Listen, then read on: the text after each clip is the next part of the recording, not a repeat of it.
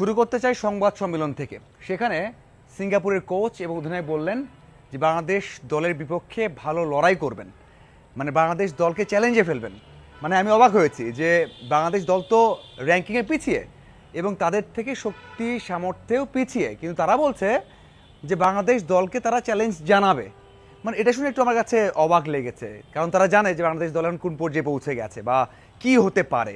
বাংলাদেশ সবশেষ যে দুটো ম্যাচ খেলেছে, যে হাইপ রয়েছে, যে 6 জন ফুটবলার রয়েছে যারা নতুন করে অ্যাড হয়েছেন বা বাংলাদেশ দলকে এত বড় বানিয়েছেন, তারা সেটা জানে। এবং সেখান থেকে মূল কথা হচ্ছে তারা একবারও বলেনি আমরা জিততে চাই, তারা বলেছে যে আমরা ভালো খেলতে চাই, তারপর তাদের পরিকল্পনা বাস্তবায়ন করতে চাই। পরিকল্পনা মানে তো অবশ্যই জিততে চায় তারা।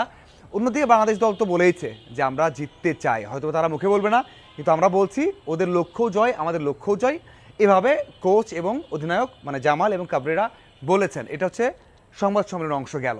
এরপর অনুশীলন, যখন অনুশীলনে আসলাম তখন দেখলাম যে অবশ্যই সিঙ্গাপুর তারা এই মাঠে অনুশীলন করছে, যখন তারা মানিয়ে নেওয়ার চেষ্টা করছে, তারা অ্যাটাকিং, মিডফিল্ড, ডিফেন্স, গোলকিপার সবাইকে নিয়ে দারুণ কাজ করেছে, কারণ তারা জানে যে কী করতে হবে। তারা তো অভিজ্ঞ, অনেকেই ভালো ভালো ফুটবলার রয়েছে, তারা মানিয়ে নিয়েছে এবং তারা চাইছে বাংলাদেশ দলকে কিভাবে সমস্যায় ফেলা যায় এবং যেটা সারফেস রয়েছে, মাঠ রয়েছে, সেইগুলো কিন্তু মানিয়ে নিয়েছে।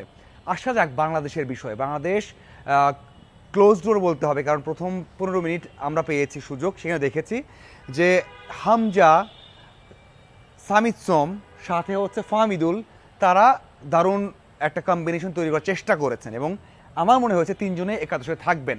জামাল ভুঁইয়া একটা কনফিউশন আছে তাকে নিয়ে, না থাকার সম্ভাবনা বেশি, হয়তো পরে দিয়ে খেলতে পারেন, যদিও হয়তোবা সব শেষ ম্যাচ যেটা হয়েছে তারপরেও পরিকল্পনা চেঞ্জ হতে পারে। কিন্তু প্রেস কনফারেন্স অনুশীলন দেখে মনে হয়নি যে জামাল খেলবেন, মনে হয়নি। হ্যাঁ, আপনি কোশ্চেন করতে পারেন যে আপনি কীভাবে মনে করেন, আমি দেখেছি, কাছ থেকে দেখেছি, এই জন্য বললাম যে মনে হয়নি যে জামাল প্রথম একাদশে থাকবেন। এটা হচ্ছে মেইন বিষয়। এখন বলা হতে পারে যে নাম্বার 9 বা 10 নিয়ে খেলবে কিনা। কাবরেরার পরিকল্পনা হচ্ছে সে তো খেলে, কোনো স্কোরার নাই, মানে হচ্ছে একদমই নাম্বার 9 নিয়ে খেলে না, এটার অভ্যাস তৈরি হয়েছে। সেই জায়গাতে ফাহমিদুল অথবা আমার মনে হয় যে সামিদ সঙ্গে খেলাবে। ইন্টারেস্টিং বিষয় হচ্ছে এই যে গরম, আমার কাছে ফাহমিদুল অ্যাডজাস্ট করে ফেলেছেন, হামজা অ্যাডজাস্ট করে ফেলেছেন, এনজয় করছিলেন, কিন্তু বারবার দেখছিলাম যে অনুশীলনে সামিদ সোম ঘেমে যাচ্ছিলেন, পানি খাচ্ছিলেন, একটু আনইজি ফিল করছিলেন, কারণ সে নিজে বলেছে এর আগে একটা ইন্টারভিউতে যে প্রথম 2 দিন বৃষ্টি ছিল, সমস্যা হয়নি, পরে যখন বৃষ্টি নেই, রোদ উঠেছে, তার সমস্যা হয়েছে গরমে। আমার মনে হয় এই সামিদ সোমের জন্য সবচেয়ে বড় চ্যালেঞ্জ হবে এই গরমের সাথে অ্যাডজাস্ট করা। ফার্স্ট হাফে খেললে সেকেন্ড হাফে খেলা যাবে কিনা সেটা চিন্তা করতে হবে, সেকেন্ড হাফে খেললে প্রথম হাফে জামালকে খেলানো হবে, এটা কনফিউশন আছে। এবং ডিফেন্স, গোলকিপার তো মিদুল থাকছে, ডিফেন্স, মিডফিল্ড এবং স্ট্রাইকিংয়ে থাকবে, সেটা নিয়েও চিন্তা হচ্ছে। অবশ্যই আপনারা জানেন 2-1 জায়গায় পরিবর্তন হতে পারে, সেটা অবশ্যই খুবই খুবই প্রত্যাশিত।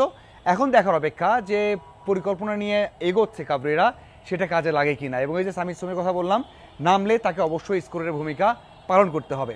আমার মনে হয় দুর্দান্তভাবে এই মাঠে তার অভিষেকটা রঙিন হবে এবং বাংলাদেশ দলকে একটা জয় উপহার দেবেন। আপনার কি মনে হয় অবশ্যই কমেন্ট করে জানাবেন। ধন্যবাদ।